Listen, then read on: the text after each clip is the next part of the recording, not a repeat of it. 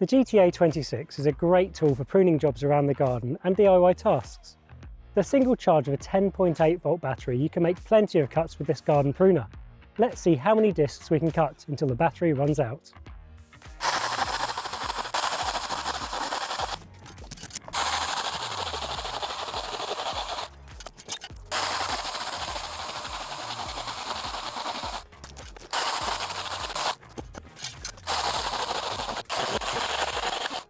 So there we are, that's 145 cuts made on one single charge.